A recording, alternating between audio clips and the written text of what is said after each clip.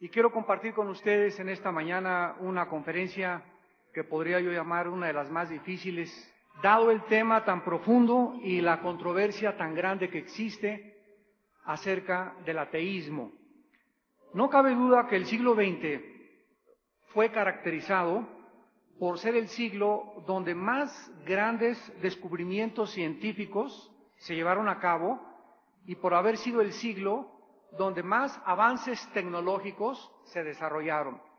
Sin embargo, es increíble que a pesar de que este siglo haya sobrepasado a todos los demás de toda la historia humana, es el siglo donde más ateos surgieron en el panorama filosófico.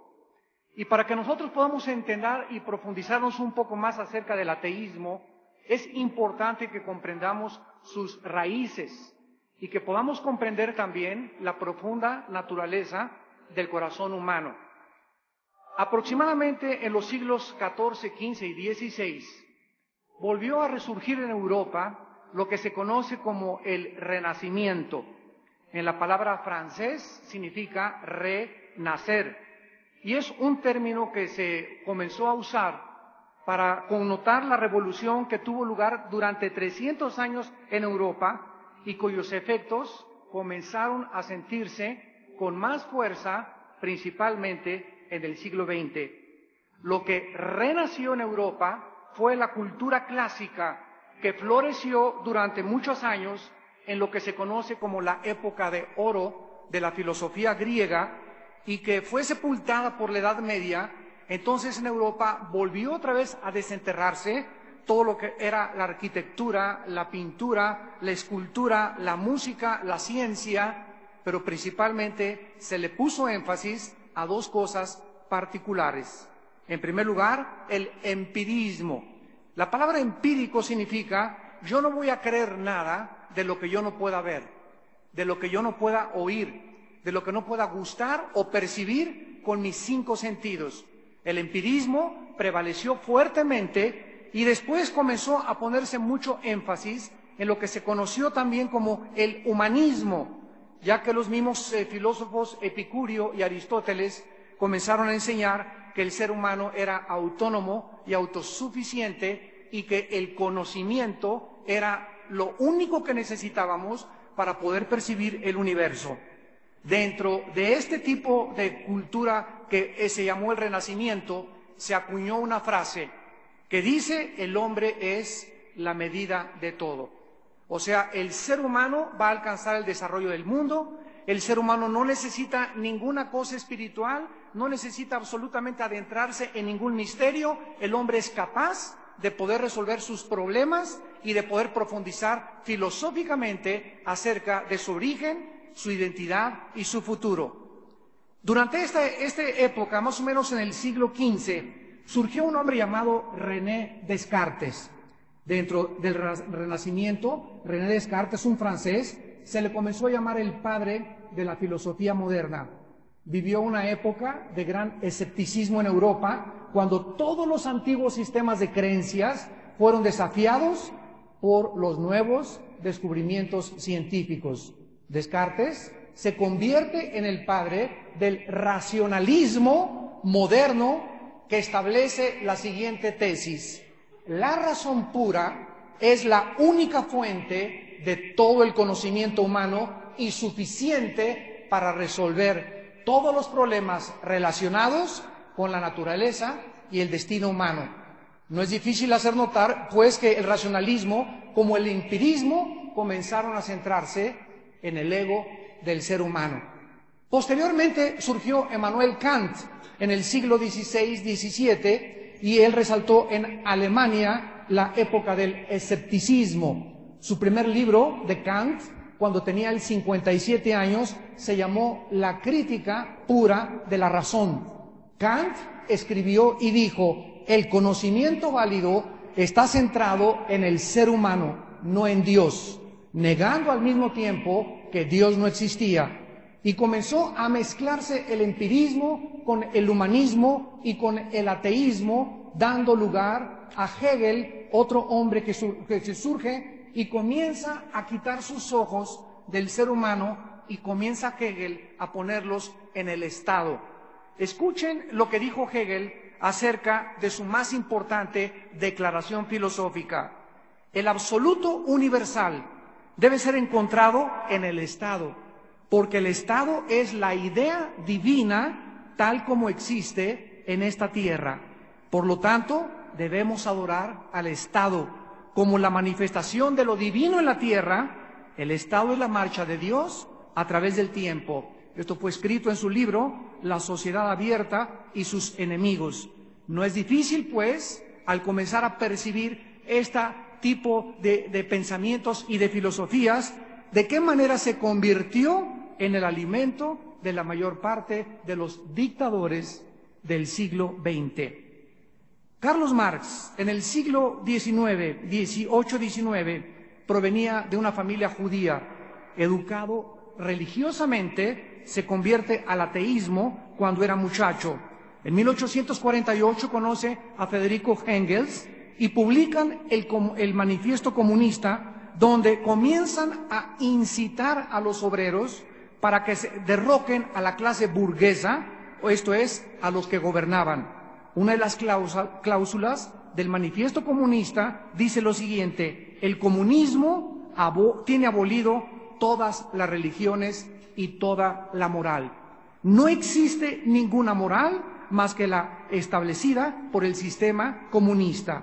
En 1861, Marx publica El Capital y en 1867 es disperso por toda Europa. Sus últimos días de Marx los vive deprimido, sumergido en una infelicidad increíble, en una depresión, hasta que murió en el año 1883.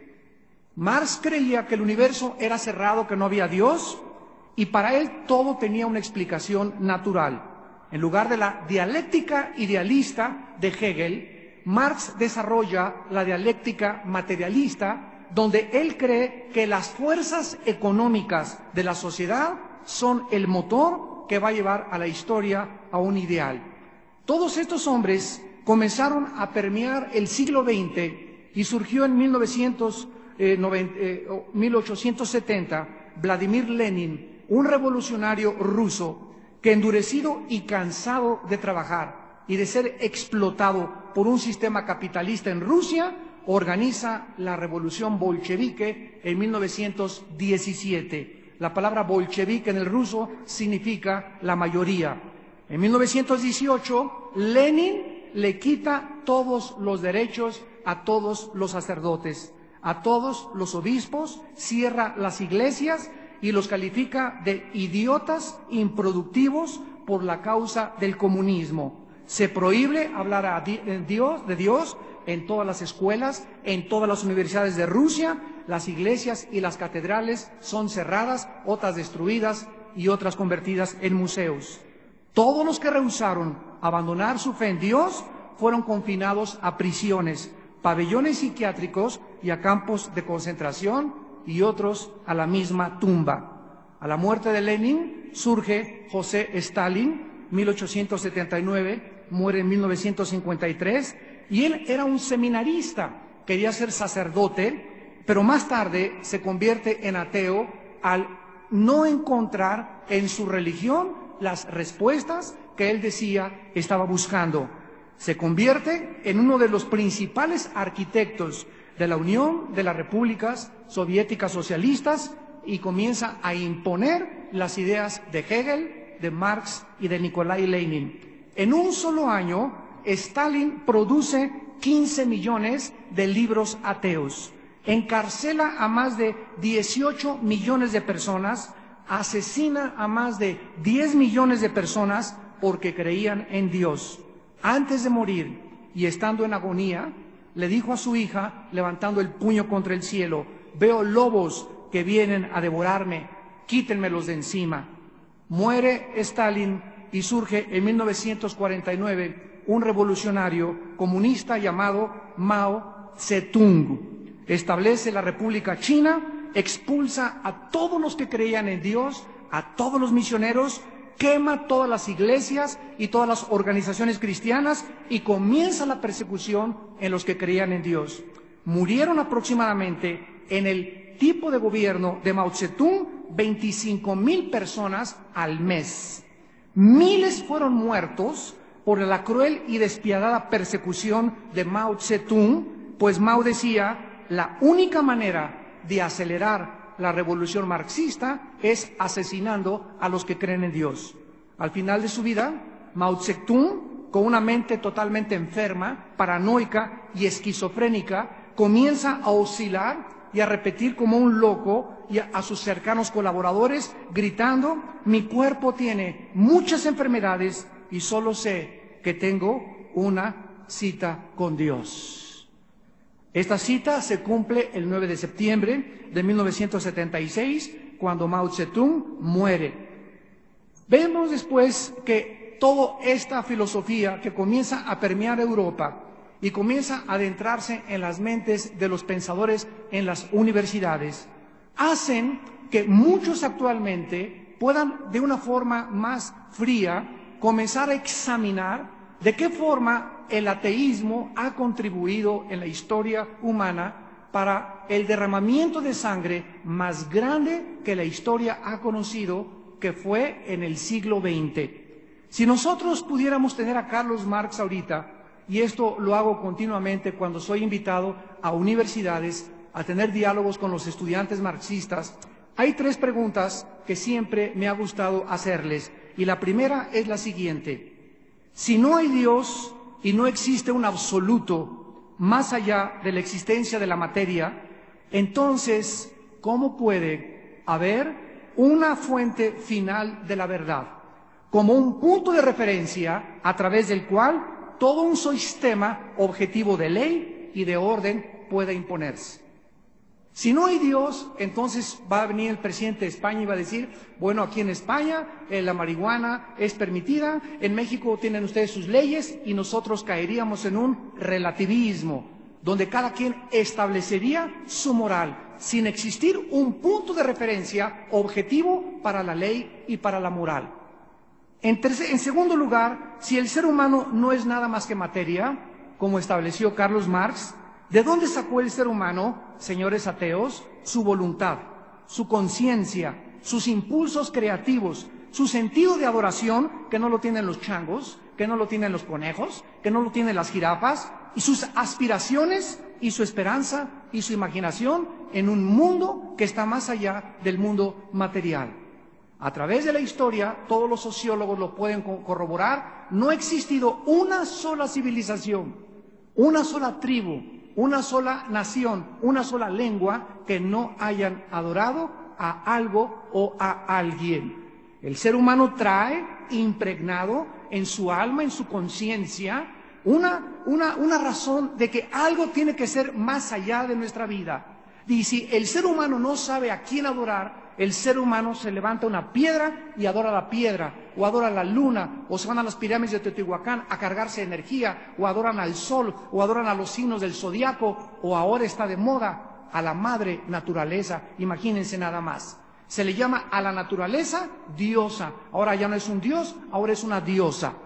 Y en tercer lugar, si cambiar el sistema, como lo hace la mayor parte de los sistemas marxistas, leninistas, comunistas, causara la desaparición de la creencia en Dios en las mentes humanas a través del tiempo, ¿por qué entonces los dictadores comunistas se han visto en la necesidad de cerrar miles de iglesias, perseguir y asesinar a los líderes religiosos, forzar el ateísmo y asesinar a millones de personas? ¿Por qué no dejan que el mismo sistema cambie las cosas? ¿Por qué tienen que forzar a meter en la cárcel, destruir las iglesias y asesinar a todos aquellos que creen en Dios? La diferencia, señores idealistas y señores sociólogos en esta tarde, entre el capitalismo y el comunismo, es que con el capitalismo el hombre explota al hombre, y con el comunismo explota al hombre y además lo asesina.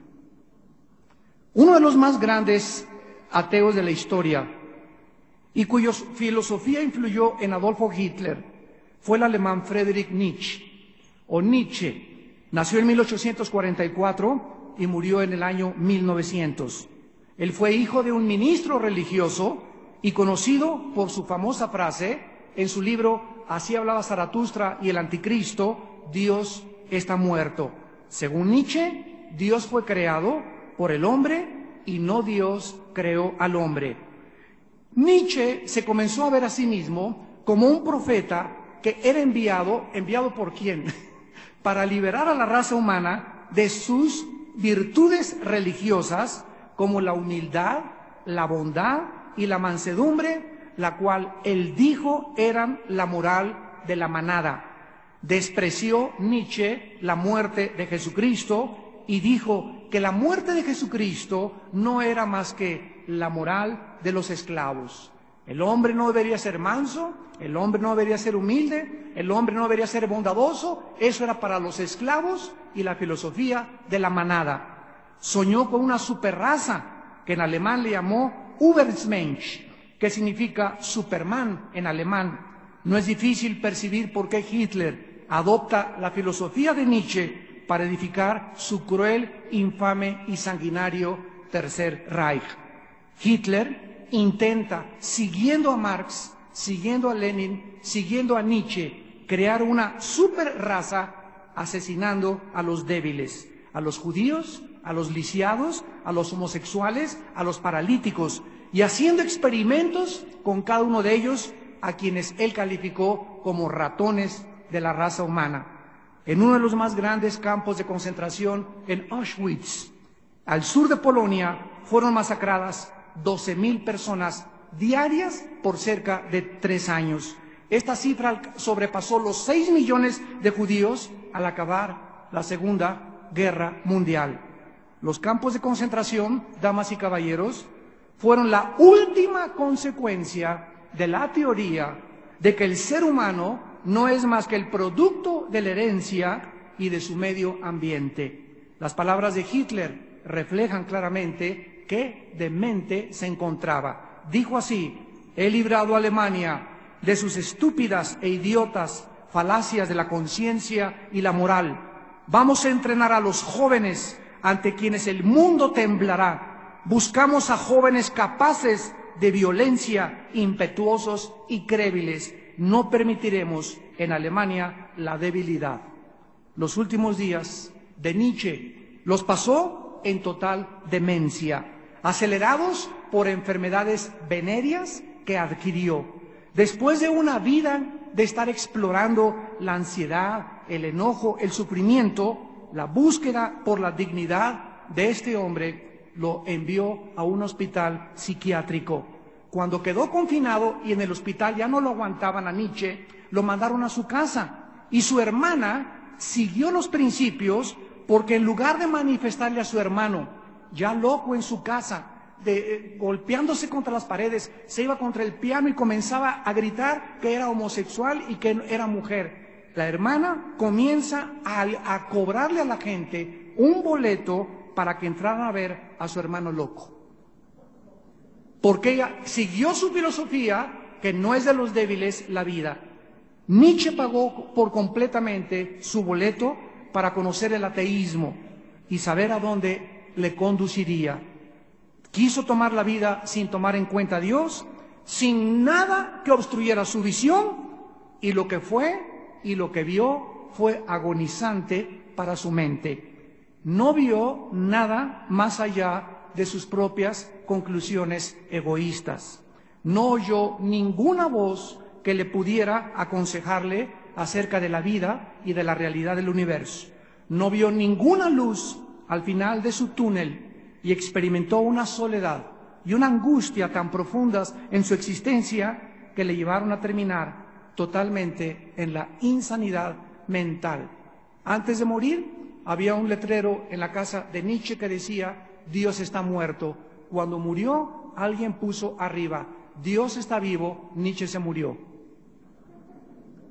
La Biblia, damas y caballeros, nos muestra claramente que no somos dioses, que hemos sido creados a la imagen y semejanza de un creador y que las respuestas de nuestro origen y del universo jamás las vamos a encontrar científicamente. Porque para que algo sea científico tiene que ser repetitivo. Entonces, el hombre jamás, nunca a través de la ciencia, va a descubrir cómo fue el origen de la vida, ni cómo se originó el universo. Y como nunca lo va a poder probar científicamente, entonces el hombre inventa teorías, como la del Big Bang, como que venimos de los animales, de una selección natural, porque los científicos también inventan teorías. Sin embargo, la Biblia nos muestra que cuando el ser humano no quiere cobrar conciencia de que estas respuestas, de dónde venimos, quiénes somos, por favor, no le pidas al psiquiatra que te diga quién eres, ni tampoco al psicólogo, ni a Walter Mercado menos. No le pidas a los profetas, ni a los astrólogos, ni a los brujos a dónde se dirige la humanidad. Dios nos deja un volumen, un manual, un libro, el libro de los libros que se llama la Biblia.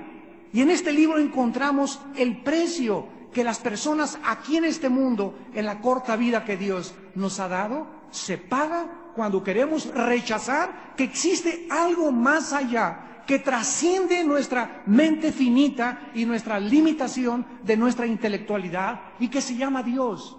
Y ese Dios no es el Dios de los astros, ni es el Dios del zodíaco, ni es el Dios de los griegos, ni de los romanos, es el Dios y Padre de Jesucristo, el Hijo de Dios. Y el rey Salomón escribió esto respecto a todos los reyes que él comenzó a ver, que comenzaban a rechazar a Dios. Y dice así el libro de Proverbios, capítulo 1, versículo 29. Aborrecieron la sabiduría y no escogieron el temor de Jehová. No quisieron el consejo de Dios y menospreciaron todas sus reprensiones.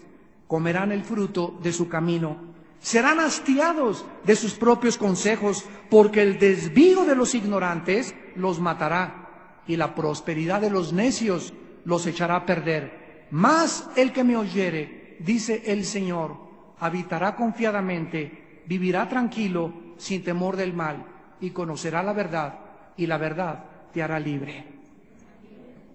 Hace 2000 años vino un hombre que dijo: yo soy la luz. Se llamó Jesucristo. Y el que me sigue, dijo Jesús, no permanecerá en tinieblas.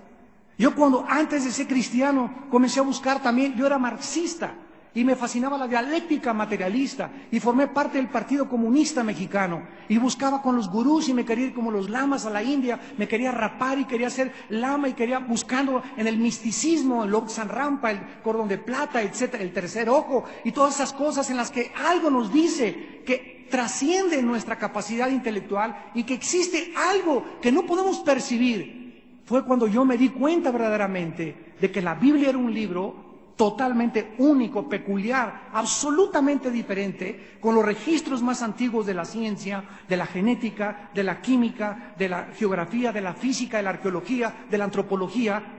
Y comencé a hacer a un lado todos los pensamientos de Hegel, de Marx, de Emmanuel Kant, etcétera, etcétera, para concentrarme en qué cosa decía Dios a mi vida. Y esta es la razón por la cual todos nosotros debemos, antes de poder continuar viviendo, hacerle caso a Dios. ¿Qué cosa es el ateísmo? La palabra ateo viene del prefijo a, que significa sin, y teos, que significa Dios. Ateo significa sin Dios. La mayor parte de los ateos se han convertido a esta filosofía al entrar a la secundaria o a la preparatoria.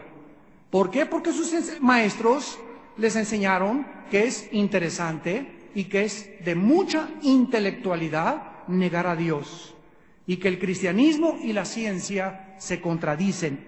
Para esta clase de maestros, un científico no puede creer en Dios, y el que cree en Dios no puede ser científico.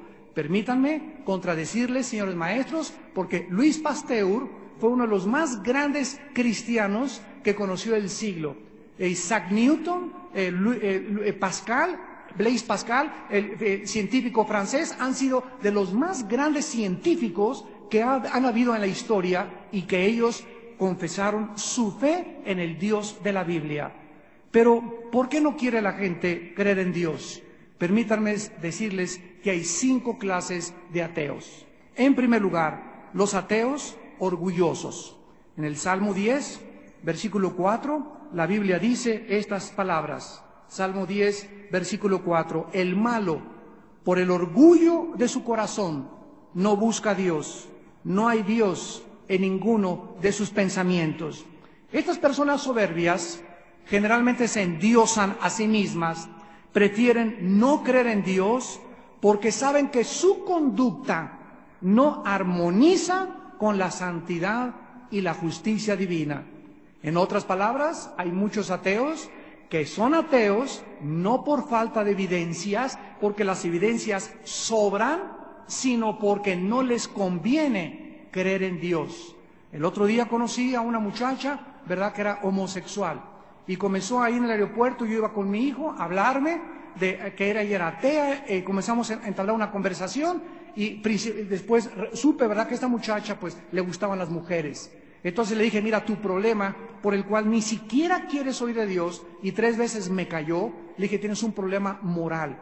Y si tú te mueres con ese problema moral y no sabes que Cristo te puede sacar de esa esclavitud en la que tú vives, tú te puedes, cuando tú mueras, irte al infierno. Me dijo, está muy bien, lo voy a pensar después.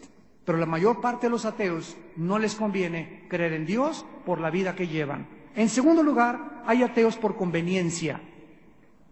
Estas son las personas que no tienen convicciones propias, repiten como pericos las expresiones que sus maestros o sus amigos les han enseñado. No están seguros de que Dios existe, ni jamás han investigado si existe o no existe Dios. En tercer lugar, hay los ateos deshonestos. Esta es la peor clase de todas. Estas personas no quieren oír, no quieren examinar las evidencias de la fe, no quieren aceptar la posibilidad de que pudieran estar equivocados. Después tenemos en cuarto lugar a los ateos por ignorancia. Estas personas ignoran las abrumadoras evidencias científicas, proféticas de la Biblia que demuestran contundentemente la consistencia de una verdad desde el Antiguo hasta el Nuevo Testamento. Hace 3 semanas estuve en la Universidad de Tegucigalpa, en Honduras, y el presidente José Manuel Zelaya estaba presente con sus secretarios de Estado, había como 4 o 5 fiscales, y me invitaron a dar esta conferencia. Al acabar la conferencia, los 1,600 alumnos que se encontraban en la universidad, había solamente 5 ateos que al acabar la conferencia se convirtieron. De estos maestros, había como 3 o 4 que me dijeron lo mismo. Mire, doctor Alduzzi, yo simplemente era ateo porque no había, le confieso, no había buscado la existencia de Dios. Y es como la persona que dice, en la bahía de Acapulco no existe el pez tigre. ¿Ah, sí? ¿Y en dónde lo buscaste? No tienes ni visor. ¿Cómo puedes concluir una tesis o una verdad si no lo has encontrado? Entonces, cuando un ateo dice, no existe Dios, ¿saben lo que él está diciendo? Que es omnisciente, que tiene todo el conocimiento del mundo, que ya fue a buscarlo en las galaxias, ya lo fue a buscar por todas partes, y como les pregunto, ¿a dónde lo fuiste a buscar si no salió ni de Toluca?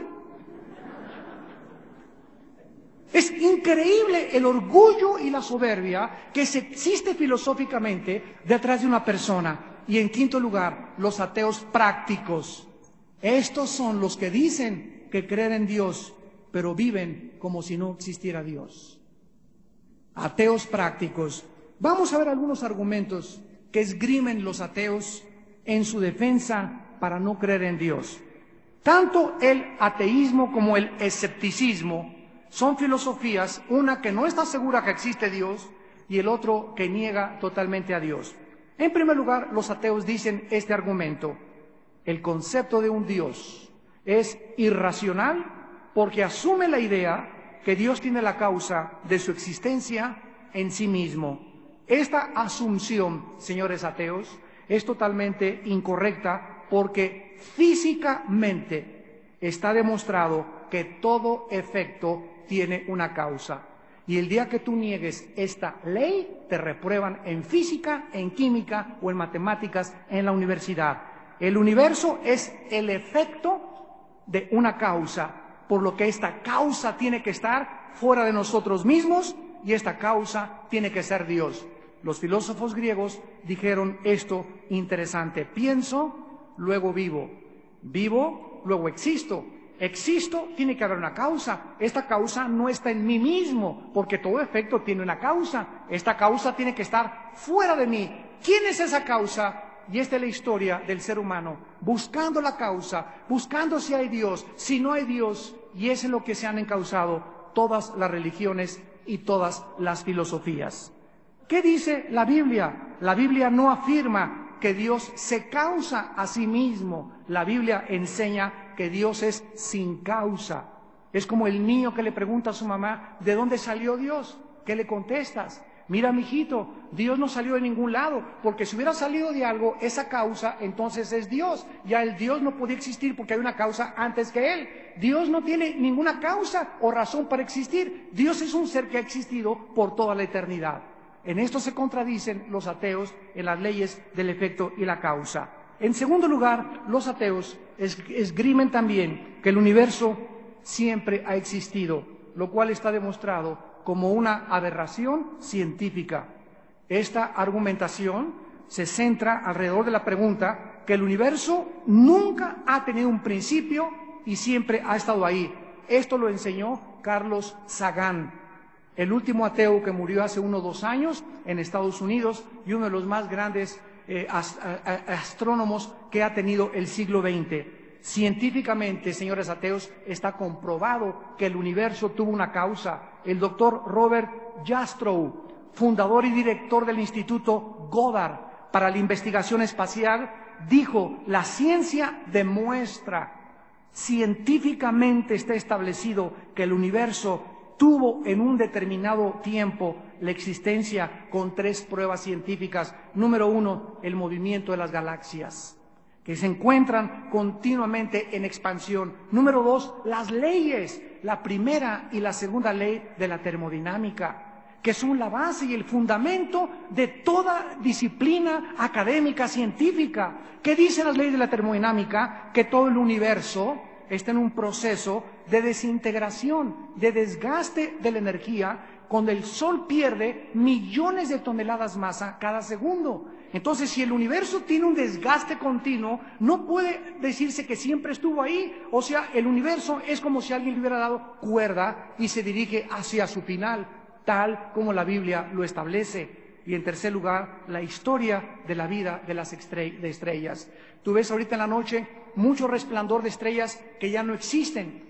Viajan a millones de años luz, la luz, antes de que pueda llegar al planeta Tierra. Pero ¿cuántas de ellas ya desaparecieron? Porque tienen su existencia limitada. Estas pruebas nos llevan a la conclusión inequívoca de que el universo sí tuvo un principio. Pero antes de que los científicos lo descubrieran, dice Hebreos, capítulo 1, versículo 10.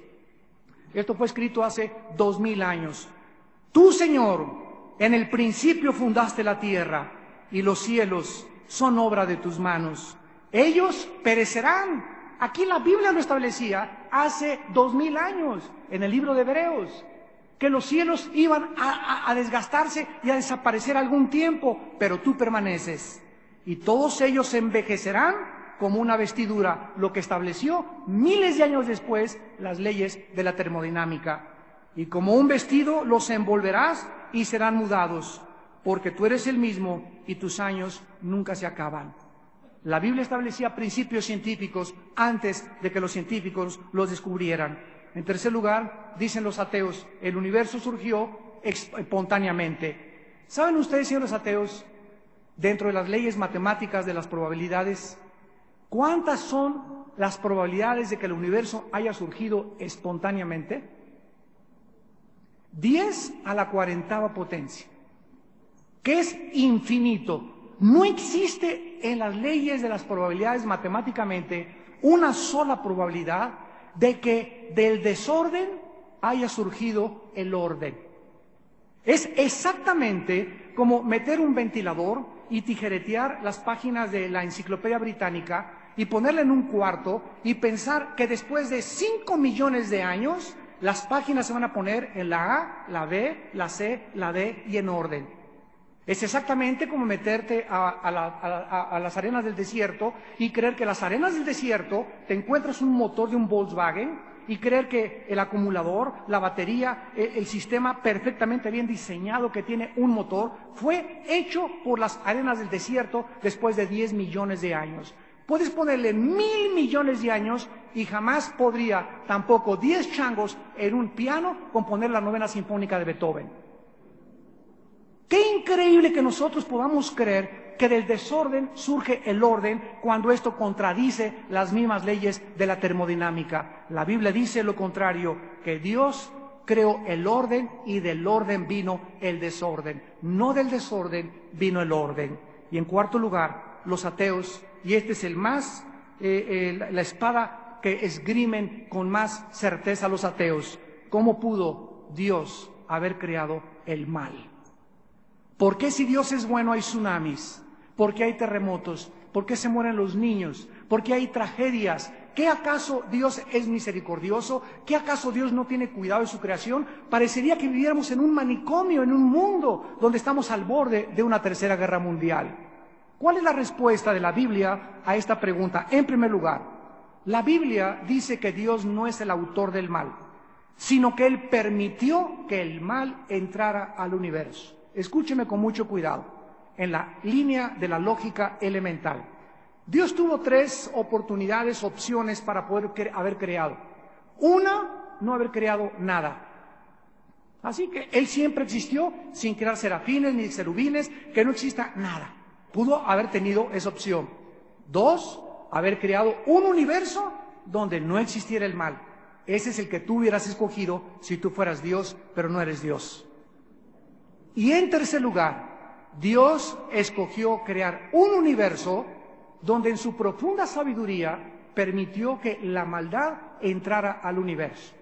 Si tú escoges la número 1, mejor no hubiera creado nada. Filosóficamente no se puede comparar la nada con la existencia. Entonces tú no puedes saber que hubiera sido mejor no nacer que nacer. En segundo lugar, si Dios hubiera creado un universo donde no existiera el mal, sería un universo de robots, donde todos adoraran a Dios, nada más les daba cuerda a Dios, ámame, ámame, ámame, ámame, y no hubiera ninguna elección libre en sus criaturas de decir te amo o te rechazo.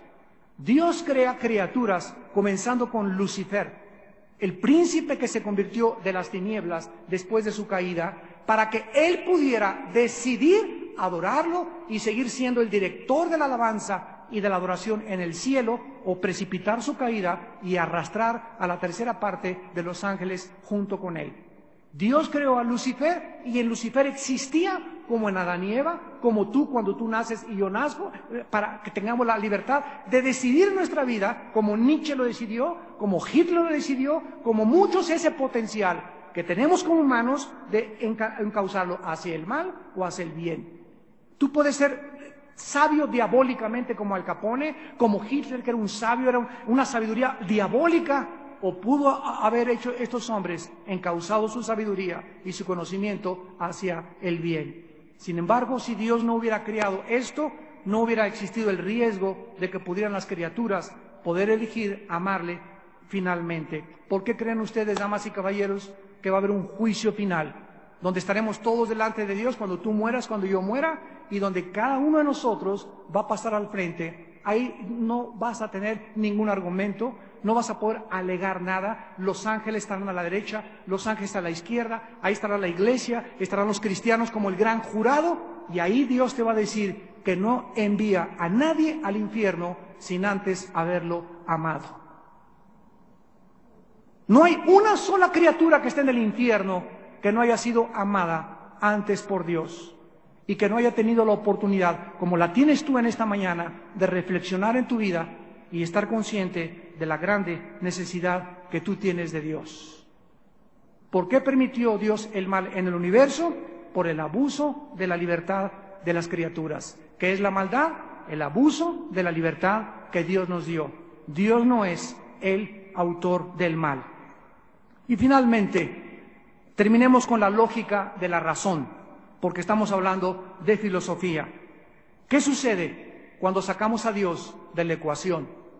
¿Qué sucede cuando sacas a Dios de tu vida? No te metas conmigo, yo no quiero la Biblia, déjame mi matrimonio, mis hijos, yo como padre, como empresario, como estadista, como juez, como diputado, como gobernante, yo voy a gobernar y voy a tener reunión con los economistas y con todos los sociólogos, pero no te metas en mis caminos. ¿Qué pasa cuando un ser humano, no importa en qué posición se encuentre, saca a Dios de la ecuación y le dice, no te metas en mi vida? Número uno, pierdes la perspectiva de ti mismo. Es como levantarte en la mañana y mirarte en el espejo y no ver nada. Nuestra misma existencia prueba de una manera lógica y racional a un creador y diseñador que existe en el universo. El apóstol Pablo a los filósofos griegos en Atenas, en el libro de los Hechos, capítulo 17, les dijo estas palabras: el Dios que hizo el mundo y todas las cosas que en él hay, siendo Señor del cielo y de la tierra, no habita en templos hechos por manos humanas. Y de una sangre ha hecho a todo el linaje de los hombres para que habiten sobre la faz de la tierra, y les ha prefijado el orden de los tiempos y los límites de su habitación, para que busquen a Dios, porque en Él vivimos y nos movemos y somos. Una vez una persona me preguntó aquí saliendo de una conferencia: oiga, señor Alducin, ¿por qué Dios, si es poderoso, no acaba con el mal y no acaba con el diablo de una vez hoy mismo? Y le contesté: porque comenzaría con usted. En segundo lugar, si tú sacas a Dios de tu vida, vas a tener que hacerte un Dios. Si tú sacas a Dios de tu vida, te basta tú a tener que convertir en un Dios. Si no existe una primera causa, un creador, un ser sobrenatural, todopoderoso, inteligente, el legislador de la moral, entonces el ser humano tiene que ser todas estas cosas. Tú vas a poner tus reglas de vivir, tú vas a hacer tus 10 mandamientos, tú vas a determinar qué es bueno y qué es malo, te convertiste en un Dios. ¿Quiénes han creído esta mentira? Los Césares romanos, Nietzsche, Hitler, Mussolini, Stalin, Lenin, Mao, Jean-Paul Sartre, Carlos Sagan, Marx y toda la mayor parte de los filósofos del siglo del Renacimiento y del siglo XX. Ellos creyeron que no era Dios y que se hicieron dioses a sí mismos. Así que si tú me dices esta mañana yo no creo en nada, entonces tú eres Dios. Y que te conviertes en una persona autónoma. Y es la máxima soberbia y aberración intelectual, filosóficamente, a la que el ser humano se ha degradado. Y siempre lo he afirmado, el ateísmo es la degradación más profunda a la que el ser humano ha llegado. Porque cuando el ser humano llega a decir no existe Dios, se convierte él mismo en un Dios. Y se convierte en una aberración intelectual filosófica. En tercer lugar, comenzaremos a llamar a lo bueno malo y a lo malo bueno. El ser humano no tiene a Dios. Nadie me diga qué es bueno y qué es malo. Para mí ser homosexual es bueno, para mí el robar es bueno, para mí el matar es bueno. A mí nadie me diga que es malo. Hitler, absorbiendo la cultura y la filosofía de Nietzsche, de Marx y de Lenin, comenzó a decir: no importan aquí los ratones. Los únicos que deben de prevalecer es la raza aria, los blancos, los anglosajones, judíos, homosexuales, negritos, y todos mátenlos, extermínenlos, ahóguenlos, asfixienlos en los campos de concentración. El mundo entonces le llamaría a la homosexualidad, es un estilo de vida diferente. A los criminales les llamaría víctimas, al crimen le llamaría eliminar por el bien del partido, al robo le llamarían expropiar, confundiríamos la masculinidad con la feminidad, al adulterio le llamaríamos una canita al aire, a la fornicación, deslices de la juventud, o cosas que todos los jóvenes tienen que hacer, o necesidades biológicas del cuerpo, y al alcoholismo le llamaríamos, como le llaman, una enfermedad y no un pecado. Sin embargo, la Biblia nos presenta un panorama totalmente diferente. No somos dioses y Dios ha establecido las reglas del juego. Si tú no quieres jugar conforme a las reglas de Dios, vas a terminar, escúchame muy bien, vas a terminar como toda esta secuela de ateos y de personas filósofas que terminaron en la demencia total mental. Vas a terminar en un túnel sin luz. Nunca podrás escuchar ni ver ni nada más que el propio corazón perverso y engañoso que comienza a gobernar tu vida. La Biblia dice en 1 Corintios capítulo 6, ¿no sabéis que los injustos no heredarán el reino de Dios? No erréis. O sea, dice la Biblia, no se equivoquen. Ni los fornicarios, ni los idólatras, ni los adúlteros, ni los afeminados, ni los que se echan con varones, ni los ladrones, ni los avaros, ni los borrachos, ni los maldicientes, ni los estafadores heredarán el reino de Dios. Y esto eran algunos. Esto es lo más precioso de todos. La iglesia y el cristianismo somos puros ex pandilleros, ex drogadictos, ex homosexuales, ex borrachos, parranderos y jugadores. Pero ya hemos sido santificados, ya hemos sido justificados, ya hemos sido lavados por la sangre del Hijo de Dios.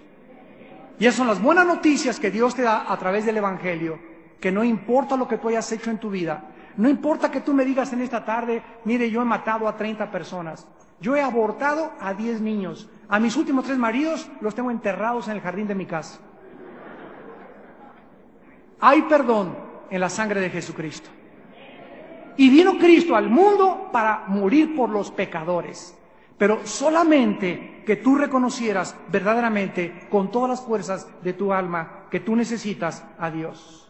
Y finalmente, cuando alguien saca a Dios de su vida, comienza a vivir para lo que se llama el materialismo. Cuando el ser humano cree que solo es materia, que no hay nada después de esta vida, ¿por qué entonces le soy fiel a mi esposa? ¿Por qué le soy fiel a mi esposo? Papá, ¿por qué me dices que yo no fume marihuana si tú engañaste a mi madre? Mamá, ¿por qué me dices que deje la cocaína cuando tú tomas pastillas tranquilizantes para dormir?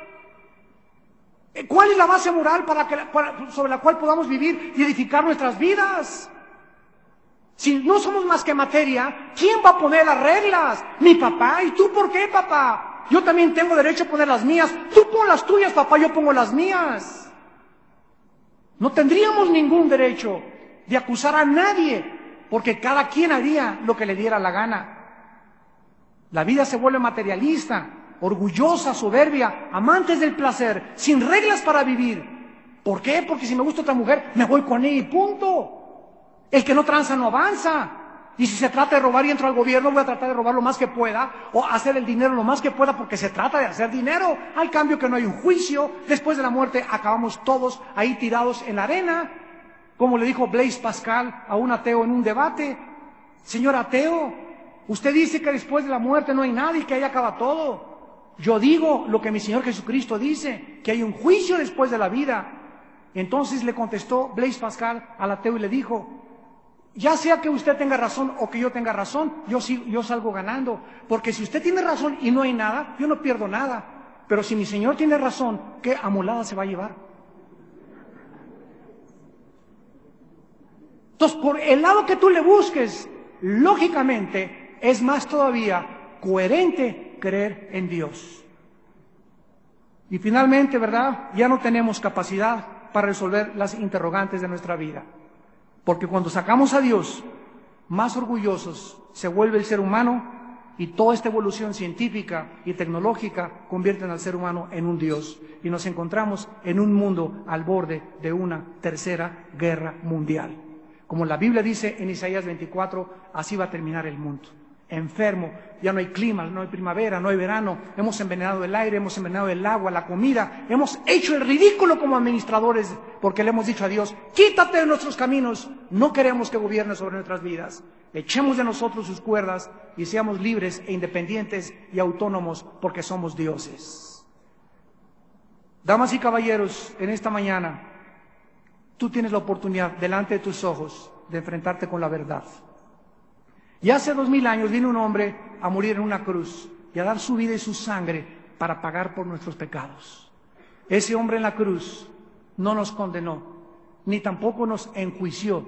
Él dijo a su Padre: perdónalos, porque no saben lo que hacen. Él vino a darnos ese amor para que nosotros respondiéramos a ese amor de la cruz, donde Dios estaba en Cristo reconciliándonos con su Padre mediante su sangre derramada en el Calvario.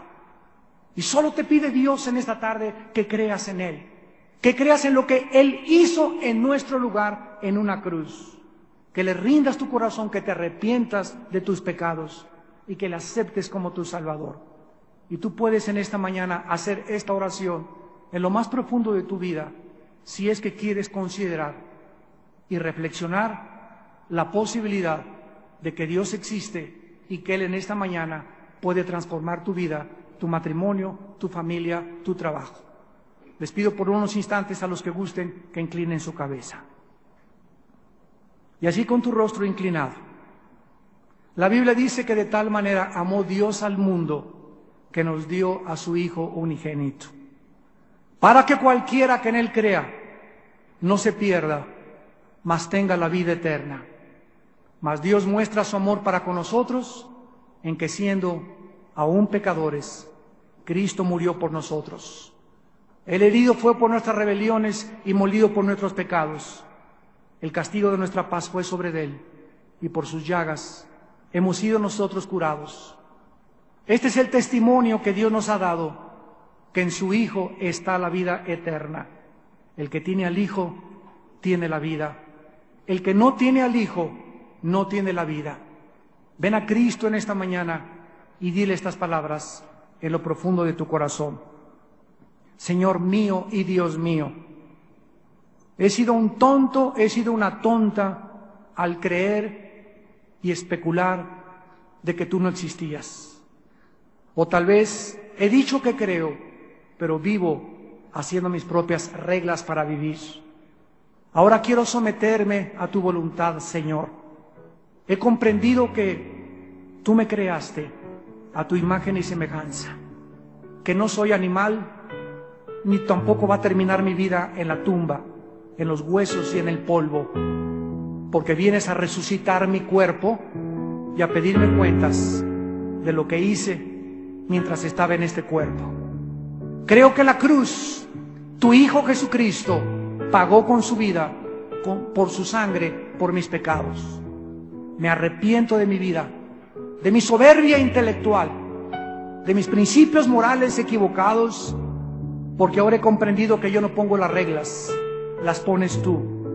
Dame el poder, Señor, te lo pido con todo mi corazón, de vivir para ti, de conocerte y entregarte todo lo que yo tengo hasta el día que tú vengas y me llames a cuentas en el tiempo de mi muerte.